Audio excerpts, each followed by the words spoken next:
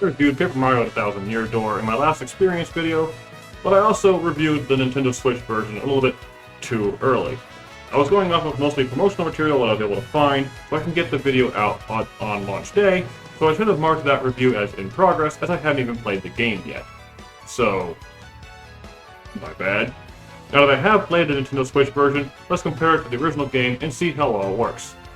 I gave the gameplay of the original game a perfect 20 out of 20 score already, but the remake just makes things even better. The core aspect of the game isn't too different, being similar to a standard RPG. You run around fields, solve puzzles, fight battles, level up, etc. The remake adds more quality of life adjustments, such as the partner ring you can pull up to quickly swap between partners, making the gameplay even more solid and fluid. There are a few odd changes in the remake, however. Text is slower and you can't look back on conversations for some reason. Certain moves, such as hammer throw and power jump, have been adjusted to either do less damage or have stricter timing respectively, which is honestly kind of annoying.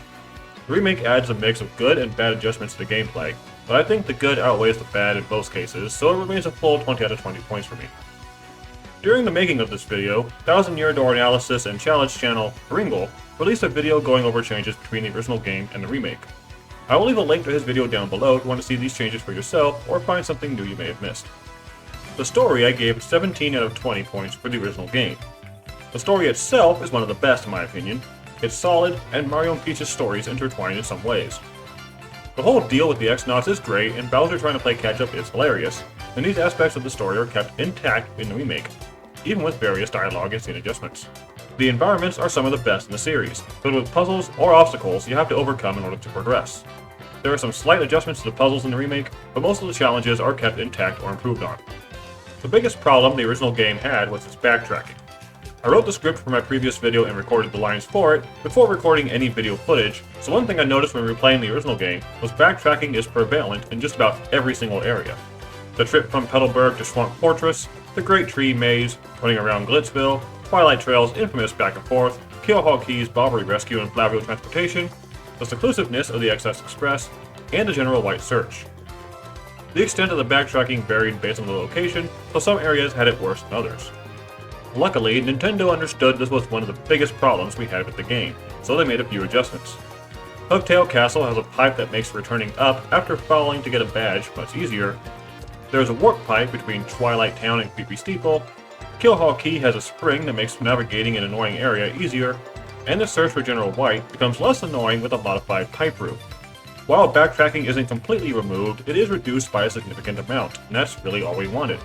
So I'm bumping the score for the remake up to a full 20 out of 20 points for the story progression. The characters is another topic I gave a full 20 points to. The cast of the Thousand Year Door is very solid, filled with strong characters with likable personalities, with even the NPCs being fun to talk to. The remake adds new animations to just about every character in the game, whether they're main or side characters, and various dialogue and scenes have been adjusted to flow better. Some of the changes can be a little odd, but most directly benefit the characters, giving them additional character attributes or hilarious reactions to other events. I think the only negative change I found was with Yoshi. In the original game, he can go 0 to 60 instantaneously. In the remake, he has this short momentum startup that threw me off quite a bit, at least as someone who is familiar with the original game. Yoshi, come on, man! You can bypass this if Mario starts moving first, and it doesn't take too long to get used to, but it's a weird change that I feel didn't need to happen. That's the only complaint I have though, and it's pretty minor, but this is overall the kind of effort we want to see in a new Paper Mario game. The score remains a full 20 out of 20. I gave the sound design a 17 out of 20. Most of the music is incredible, and the sound effects are immediately recognizable. Not all music tracks hit. I specifically mentioned Pirate's Grotto as being an example of something I didn't really feel landed all that right. But the remake? Holy crap. The remake went all out on the sound design. None of us knew what we were getting into here. We knew at least original tracks were completely redone and sounded amazing, but the remake gave us entirely new songs as well. Every area has its own unique battle theme, and even some of the side bosses have new themes too. Familiar battle themes like Rockhawks and Dupless are now even more incredible, and I'm pretty sure all the sound effects have been redone too. Even Pirate's Grotto has a proper song now. The main issue I brought up with the remake sound design was the addition of Animal Crossing-like voice effects whenever people talk. For the most part, they're okay, but some sound a little too high-pitched or are a cut-off, repeated version of a previous sound effect that just doesn't sound right. That's an interesting voiceover. I don't really like this change, if I'm being honest, but it's minor and obviously doesn't impact the game at all. The completely redone and new music in the game more than makes up for this oddity. So much so that I'm giving the remake another full 20 out of 20 points for the sound design. Seriously, the music is incredible. And finally, the graphics. I gave 2 scores for this one, being 17 out of 20 for the original game and 19 out of 20 for the remake. That was based on what I was able to see through official promotional material, but now seeing the remake for myself is even better in person. The white outline around every character asset is a little weird, but it's fine. All locations are beautifully detailed, and most everything can be interacted with, including people. Most cutscenes have been completely redone, now using new camera angles and or character animations. And it's all wonderful. This is how we imagined the original game when we first played it as kids. So I'm giving the remake's graphical design a full 20 out of 20. Wait. That's 100 points! Tucker got scared. I know I've only reviewed a few games on my channel at this point, but this is the first game getting a full 100 points. The Nintendo Switch version is exactly what Paper Mario fans have been wanting for years. And even if you've never played a Paper Mario game before, I'd say this is the best one to start with. Any complaints I'd have with the game are very minor. The scope of the game is also impressive, as there's a lot to do even outside of the main story content.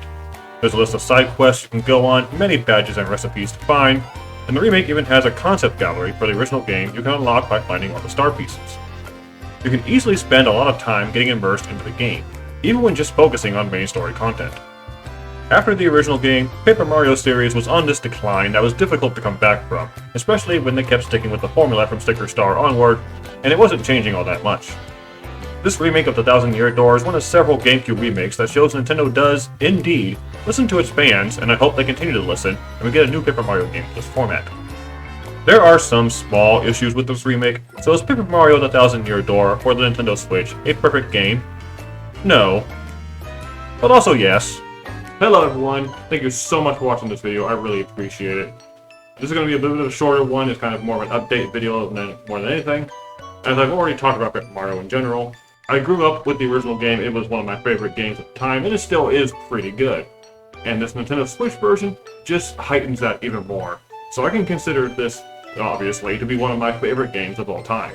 I also want to thank everyone for all the support that went into my last video, ranking all the Paper Mario series partners. Even if you were just there to tell me about how wrong I was about Ladybug. The video hit 1,000 views in the first 10 days, which is just absolutely incredible to me. 500 in the first 24 hours. And this is during a time where my channel is only just barely getting off the ground, and all my other videos were struggling to get around 20 views. I don't have the words for it. Just the support for this last video was just incredible. So thank you all so much for that, and I'm continuing to make videos, and I want to continue to make videos. I want to get more into this. So please subscribe. And I'm also streaming more on Twitch. You can follow me down. There's a link to my channel down there, down below. And also, I got my gameplay video. I have more Paper Mario gameplay videos editing from my Twitch streams coming to Alex95 channel. You guys can go check those out. If you missed the playthrough, you guys can go watch that. I know I'm not the greatest content creator out there right now. I don't plan to ever be. But I just want to create videos people can enjoy and give something back to the community that has helped me through so many other times in my life. Whether it's Alex95 channel, the Trippy Gamer channel, all my Power Master stuff. Just thank you all for the support, and I hope you guys can continue the support for a while now. So until next time, thank you all for watching. My name is Alex, and I will see you around.